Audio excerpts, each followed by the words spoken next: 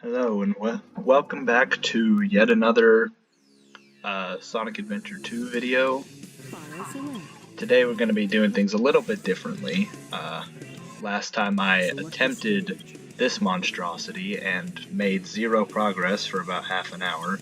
So before we go back to that, I'm going to try to have some fun in this game and finish Final Rush, which is, in my opinion, one of the best Sonic levels ever made. So, let's see how this goes. I looked it up, the A rank requirement is 13,000. Okay, you've already failed. You gotta, with these levels, you've gotta get everything right. So, like there's this trick here at the very beginning that gives me a 1,000 extra points if I can never get the timing right on it. I mess it up so many times. Come on! Okay. Yeah. If you'll notice, I did stock up on some lives after last time because I was sick of the amount of game overs. There we go. Come on! Oh!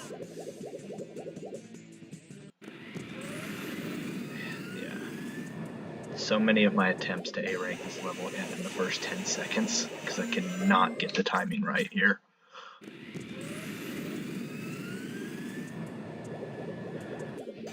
Come on. What? I don't understand. Well, we're probably going to have a game over soon anyway, because I'm apparently terrible at this. Just because I like this game a lot does not mean I'm good at it.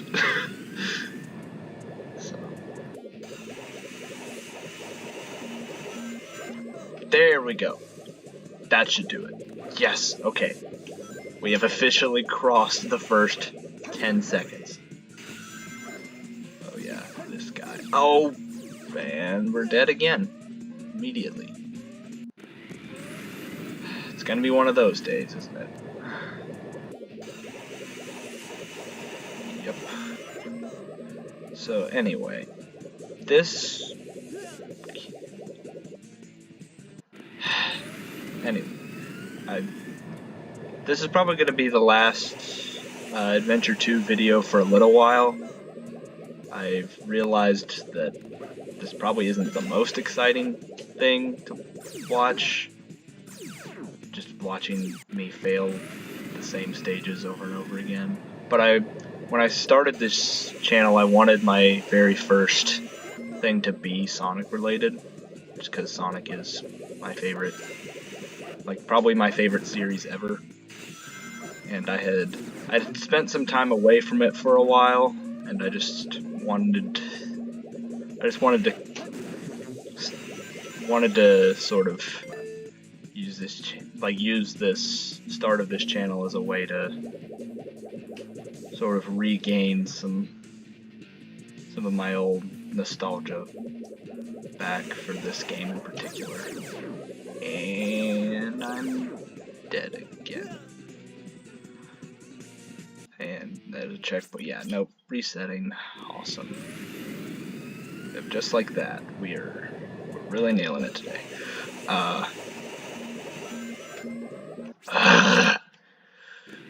Anyway, something I've been considering. I'm trying to get it working, trying to get the emulator to work, and trying to figure out how I'm going to record it, but I'm thinking about starting a Nuzlocke series, just because I figured that'd be a little more interesting. I've done several Pokemon Nuzlockes just privately as like just a fun little thing by myself, and I have failed most of them. But I'm a determinator who refuses. I need a minute. How was I supposed to see that? He wasn't even on the screen. Anyway.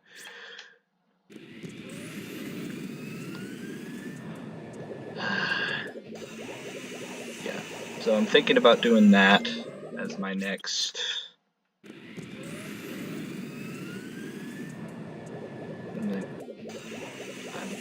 Wow, I'm really unfocused today. That's another thing. I need to get better at. I've noticed with these first few videos, I have not been very great with commentary. I mean, the first video you couldn't even hear me, and the second video there were a lot of stretches of me just being silent or. I'm trying to. I've been wanting to do YouTube for a while, but there's gonna be some growing pains. But anyway, the thing about me with Pokemon Nuzlocke is I would say about half of my I have lost more runs than I have won, and I'd say it's about a 50-50 stretch between me just making a lot of really bad mistakes, which happens, but the other half is just I seem to be the most unlucky player on planet Earth. Like, just to give you an idea, I just had a run in Pokemon Black that failed horrifically because there's like I had just beaten the 5th gym and there's like a cave that is full of electric types because they want you to have something for the flying gym that's coming up. And like with Nuzlocke rules, like the first encounter is the one you catch, right? So I go in thinking, oh yeah, I'm gonna have this electric type, and then I'm just gonna crush everything. And then I catch Ferroseed. Literally the only thing in that entire cave that is not good against flying types. And then what the best part is, I don't even make it to the gym because the very first one of the very first trainers in the cave has this Arkin, which is a rock and flying type that knows acrobatics, a move with effectively 100 power, which if you don't know anything about Pokemon, just like 100 power is very, very strong. That's like earthquake level power. And if I had had literally anything but Ferroseed as my encounter, I would have won that fight. And instead, my entire team got swept.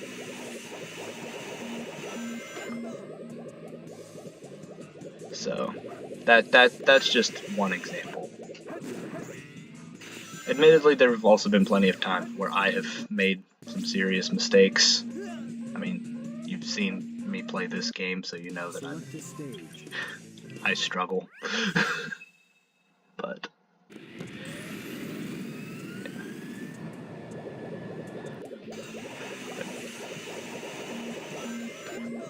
it's like, whenever I play this game on my own, I usually play way better, but every time I'm recording, for some reason, I'm just terrible. I don't know why. Got him. And I missed the checkpoint, but that's fine. Yeah, I really like performing this skip here. This is just really cool. You can just jump down and skip a whole bunch of the grinding. Come on. Okay, we finally made it past that part without dying. Awesome. Just gonna ignore them. Already got almost 2,000 points, so this could be a way better run if we play our cards right. Or that could happen, that's fine too. Man. It is really nice going back to this after Shadow Generations. Just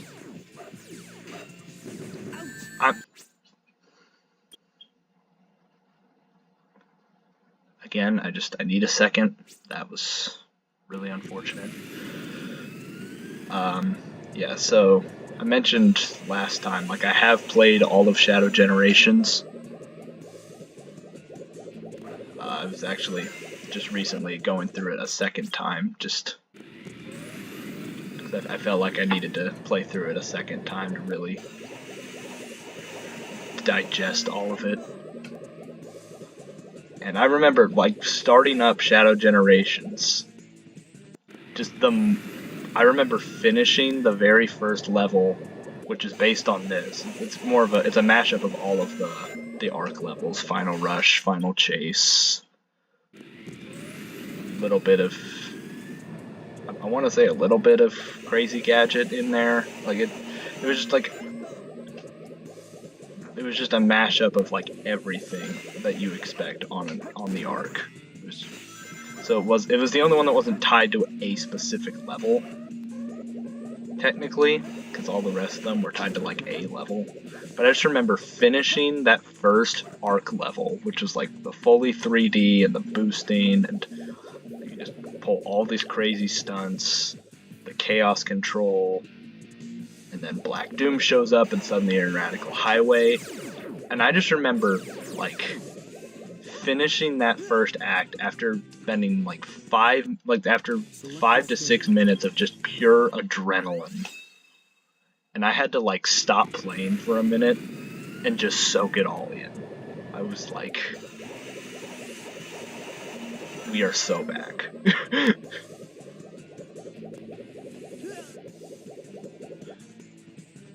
And now I'm going back to this game, and I'm in pain.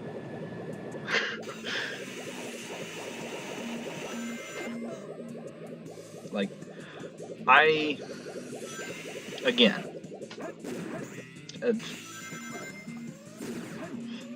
like I said last time, I do think Shadow Generations is a little on the easy side.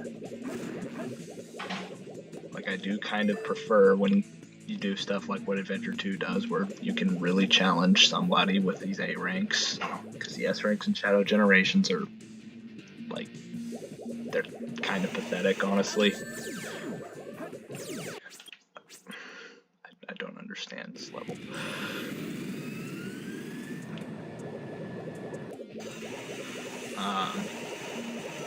Yeah. Like, so Shadow Generations, a lot easier, but it makes up for that by just, like, it's just incredible.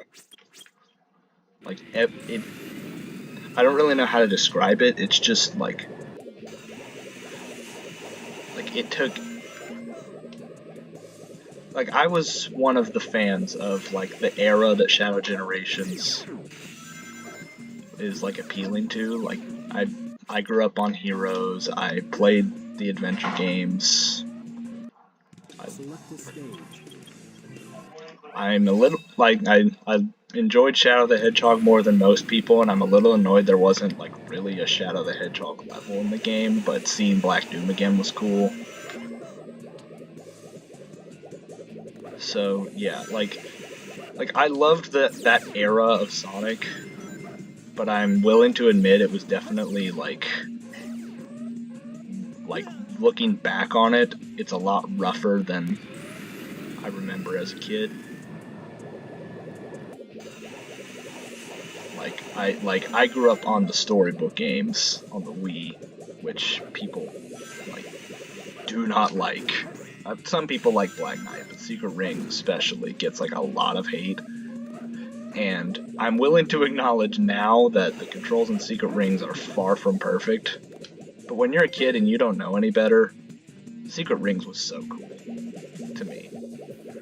But what I'm trying to get at is Shadow Generations, like, it took with those games, it was like there was a difference between what the games actually were and how I perceived them. Like, I perceived them as being, like, these perfect video games with no flaws. But Shadow Generations basically was like, what if that was the case? What if all of these games that you loved actually were that good? I mean, people have talked about, like, how, like, 06, like, they brought back Kingdom Valley, which was the coolest level in 06, in my opinion, and they brought back Mephiles, the villain, who, like, say what you will about 06, he was a cool villain. And they're like, what if we put these really cool ideas in a game, but the game actually functions properly this time?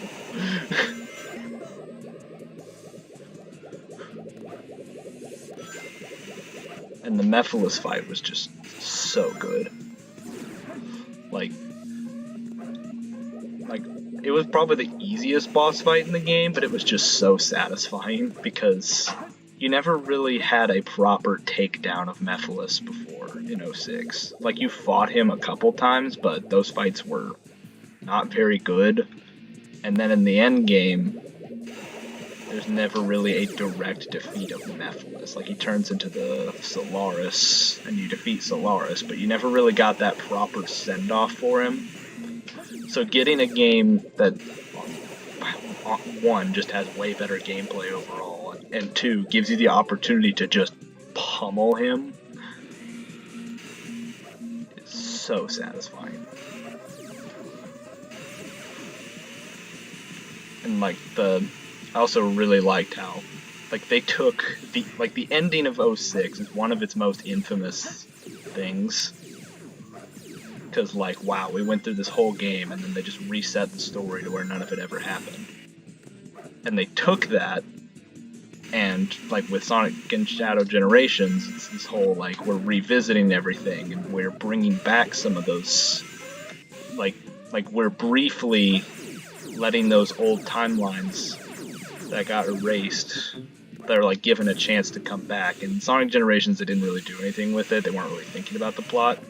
But for Shadow Generations, it gave you this really interesting thing where you have Mephiles being brought back into existence after being, like, erased from time, and he knows it. What is happening with this grind rail? I don't understand what's happening.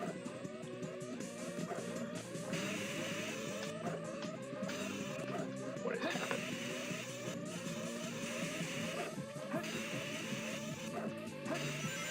There we go. Okay. Sorry, I got a little distracted there, because what? Okay. But with Mephiles, right, like, they bring him back, he knows, like, I don't exist anymore, and you get to see, like, throughout this whole fight, like in 06, he was this manipulative, like, sneaky, like, I'm going to get Shadow to join my side, or I'm gonna convince Silver to kill Sonic, and it's... Oh, I thought I was dead. Okay. Like, he was this very clever, like, sneaky, like, exactly the kind of villain that you would... Like, the kind of fun villain that Disney used to make back when they were, like, good at making movies. But in Shadow Generations, all of that is gone. Like, he's lost everything. Shadow doesn't even remember him again, which, like, it's funny, like, because in 06, because of how the time travel in that story works, Shadow meets Mephiles in the present and then goes back in time and ends up stealing. It's complicated, but, like Mephiles was annoyed, like, how do you not know me? It's because of the time travel. But, like, in Shadow Generations, Shadow's like, I have no idea who you are because the timeline got reset. Mephiles like, what? Not again. Not this garbage again. But what that means is, like, you have this clever, like, chess master villain who was always a step ahead of everyone, who's now been reduced to this, like, pitiful, like, he just wants to come back. He's desperate for anything. Like, he knows he can't play around with Shadow anymore, and he's just out for blood. And at the end of the fight, there's, like, that small part of me that almost feels bad for him for a second, because it, like, just ends on this thing of Shadow just wailing on him, and you just have him going, like, no, I want to exist. Like, let me exist. Because He knows, like, if I get sealed away now, I'm just gonna be stuck in that void forever. I say, I almost feel sorry for him, but then I remember, oh right, this is the guy that murdered Sonic that one time and tried to, like, you know, wreck the entire space-time continuum because he wanted to, and pretty much no other reason. Like, it's like, yes, his eternal suffering is kind of sad, but also, it couldn't have happened to a better guy. Like, if anyone deserves it, it's Mephiles.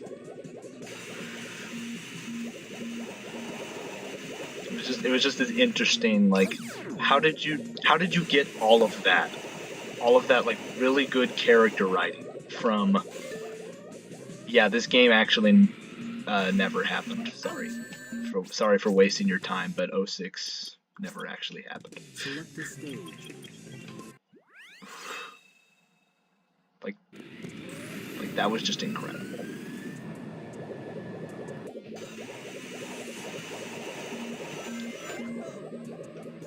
Anyway,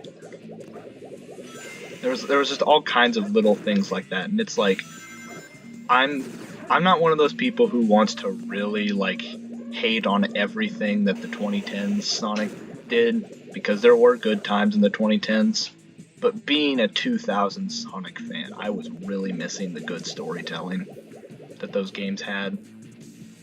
And not all of the storytelling was good. Like, 06 has some good ideas and some really stupid ones. And Shadow the Hedgehog is probably the most all over the place one of the bunch. But, like, it was the spirit of it. Like, we are trying to create this intricate, like, lore and history, and it wasn't always good. But you could tell there was this, they were putting in effort to try and build this, like, this unique world. And then in the 2010s, they just gave up. Like, Sonic Colors was just like a Saturday morning cartoon, like, Eggman's built this theme park, go stop him, and then, like, every joke is like bad food puns and like, and then they would explain the joke as if the 5-year-olds playing the game for the first time didn't understand it. And there was pretty much never a serious moment in that game. And then the first Generations is a great game, but calling its story a story is kind of generous, because there's just nothing there. Like, yeah, it's cool that all these old levels are coming back, but, like, what's the story? The story is Eggman found yet another being that destroys realities and stuff, which, like, the 2000s did plenty of, but unlike those other ones, they don't do anything with it. It's just this vague, I am a time eater, I eat time. That's it. And there's like there's nothing there. Like with Chaos never really talked, but there was a whole history with, like, why he's rampaging. And then with Dark Gaia, you had like Dark Gaia doesn't have much personality, but it was just this constant cycle of good versus evil, with it fighting Light Gaia, who was a character. And with this Time Eater, there's just nothing. And then Lost World, oh boy. Like, Lost World sort of tried to have a plot, but it failed in just about every way, because Tails, who's usually the most humble hero of the bunch, is suddenly a jerk to everyone for no reason. The villains are just, like, pretty much all of them are the most generic stereotypes you can think of. Like, one is just an emo, and one is just fat. makes them very boring. Like, when the only likable character in your game is Eggman, you've got a problem. Because I loved Eggman in Lost World, but he's literally the only character that I'm entertained by. And he barely does anything. What is this grind?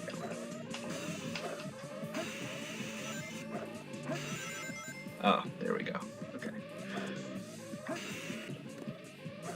And then, I mean, the less said about Forces, the better. Like, I know Forces is pretty low-hanging fruit at this point. Like, everyone has torn that one to pieces.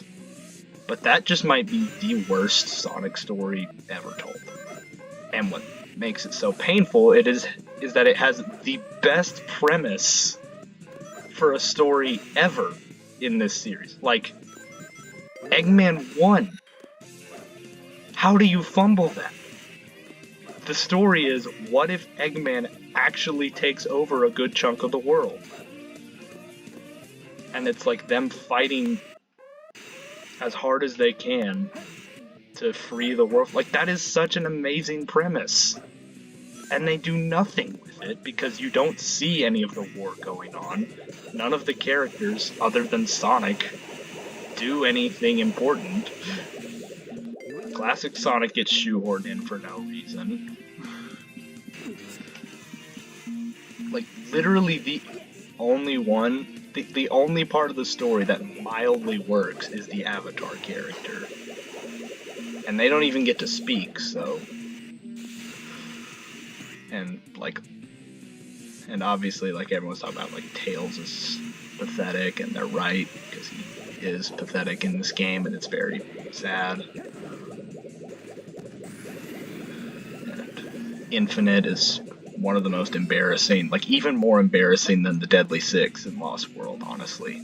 Like, at least with them, like, the IDW comics have kind of made them a bit better. A little bit. What am I doing? What am I doing here?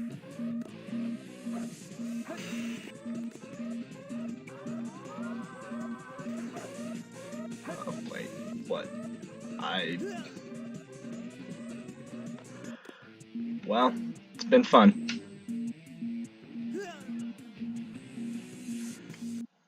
Select a stage. For some reason, I thought I was in Sonic Adventure, where you have to charge up the Lightspeed Dash. It's probably because my friend has been playing Sonic Adventure 1, and I had that game in my mind. I'll give this at least one more good run before I stop, but that doesn't count. Yeah, so what... I kind of lost my train of thought. Yeah, so... Yeah. Basically, my point is... The 2010s didn't have the worst Sonic games ever, but a big part of what I loved about this series was the universe and the characters. And the 2010s just didn't have any of that. Don't even get me started on Boom. Like, I know people, like, there are people who don't even like Sonic, who like Sonic Boom because they think it's funny, and, like, yeah, I've watched bits of it. There's definitely a lot of good humor, but Boom just rubs me the wrong way. For some reason. Like, I can't get past just how thoroughly it butchers Knuckles and Shadow. Like, Shadow's barely even in the show. So that seems like a very minor point, but like Shadow in Boom was just awful. He was the antithesis of what he's supposed to be. Like, and Knuckles, like, I'm very glad the movies exist now, because the movies are way better and, like, have a much more balance. Like, Knuckles can be goofy. Like, he's not the brightest, true. But he's not an idiot either. And there's a reason for why he makes a lot of mistakes. He's been isolated his entire life. Of course, like, yeah, like, we make fun of him. Like, how could you trust Eggman? maybe the reason he trusts Eggman is because that's the first, like, genuine interaction he's had with anyone in years. Like, there's a reason he made a lot of dumb mistakes, but in Boom, he's just an idiot because idiot funny. And the movies, I think, did a really good job again of, like, explaining. The context is a little different. They make it more like his whole life he's been this serious warrior, and so anytime he's just casually on Earth and they're just doing regular Earth things, he doesn't know how to process it.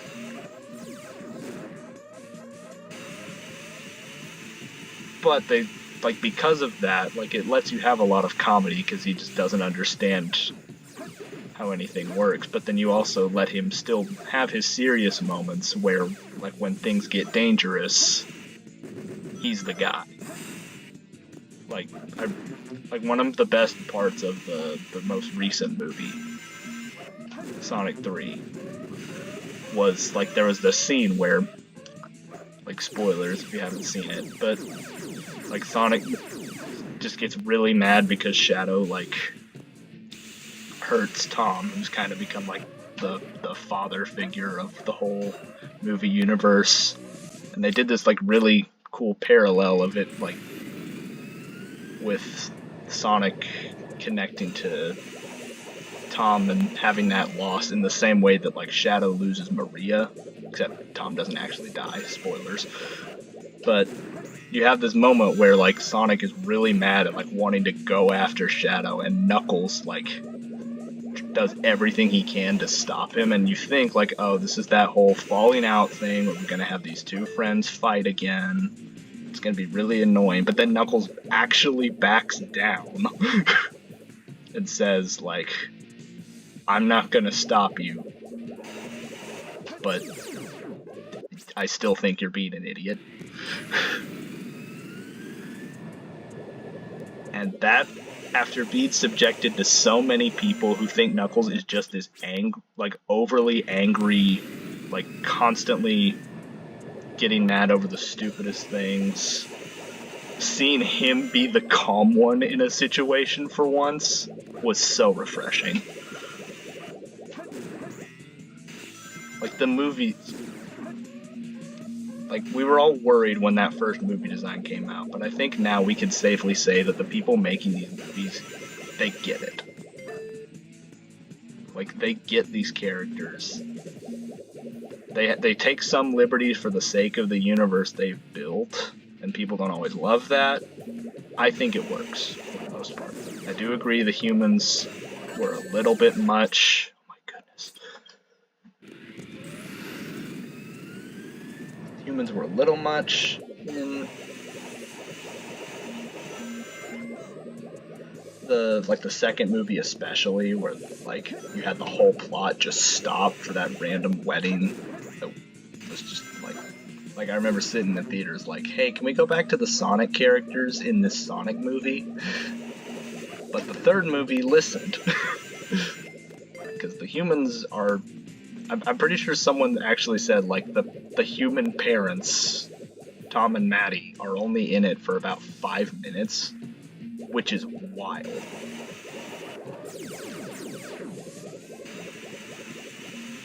But for the best. Because, like, I liked them just fine, but I came here for Sonic characters.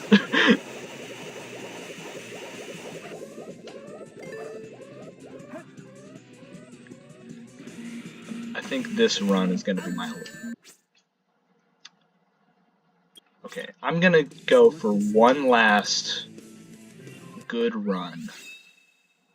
Like, I'm just going to go until my next game over, I think. Yeah, I thought after my first video where I just crushed it on Headquarters, I thought, like, I'd be flying through this stuff.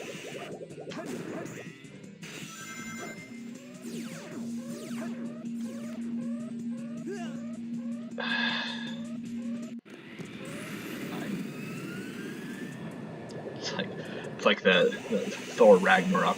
I have been falling for 30 minutes!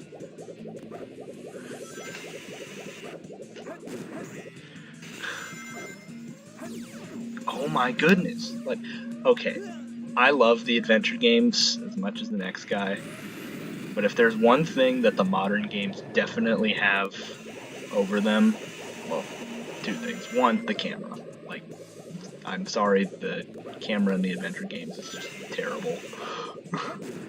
But the other thing is, like, the homing attack. See what I mean? Like, why did that not target him? Like, I'm aiming, I am trying to aim right at him, and the homing attack always just goes off in some wild direction every time.